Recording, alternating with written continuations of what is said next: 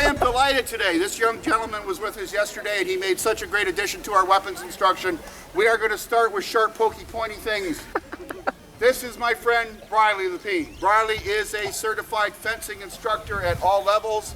He is well skilled in several different forms of bladed martial arts. It certainly is. Good enough for me. And he promises that as long as you obey him, he will not run you through with anything sharp and pointy. But if you go where you're not supposed to go and do what you're not supposed to do, you're on your own. Because I am not dying for you today, okay? Okay. It is my delight to introduce to you fencing master, Mr. Briley Lepine. Thank you. Thank you. All right. So, everybody can hear me? If you can't hear me, shout what? What? It was good when he was here. All right. As the estimable Mr. Seamus Gunn said, I am Briley Lepine, and I am here to give you a quick rundown on some of the bladed instruments we use. I'll give you a little rundown about myself first. I've been fencing for 17 years, which means I've successfully dispatched most of my enemies and still have all remaining 10 digits. I am an NCCP, that's National Coaching Certification Program, trained and certified instructor for beginner, intermediate, and entry-level advanced fencing. All right, so we're going to talk a little bit about swords. Who here has seen a movie with swords?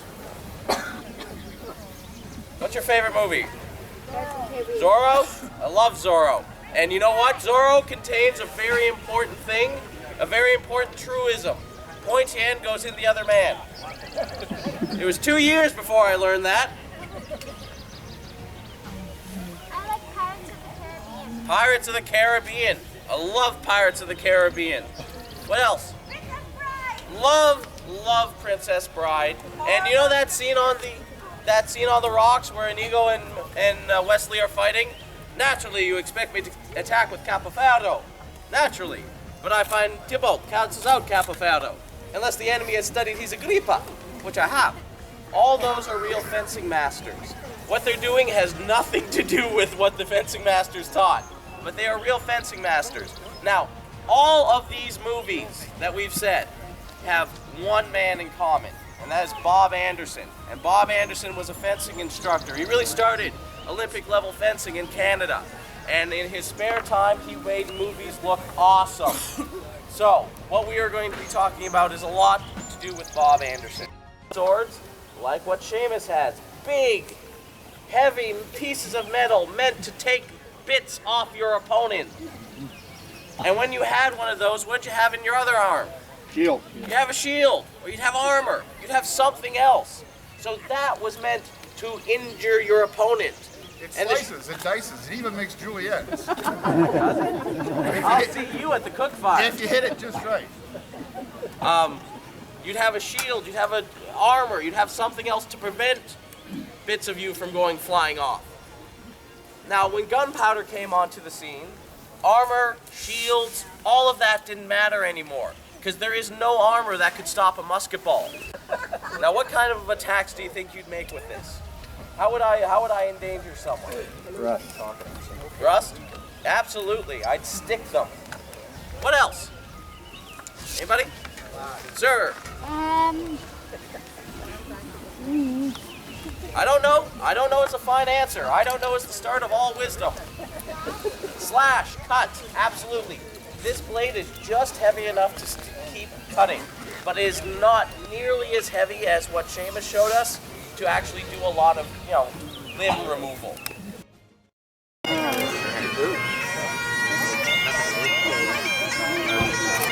Gun crew of the King's Artillery under the command of Mr. Andre Reed.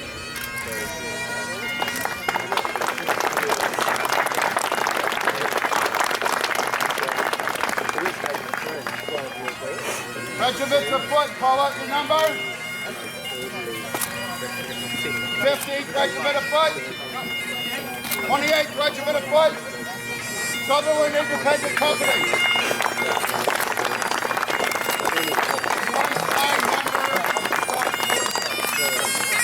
Operator.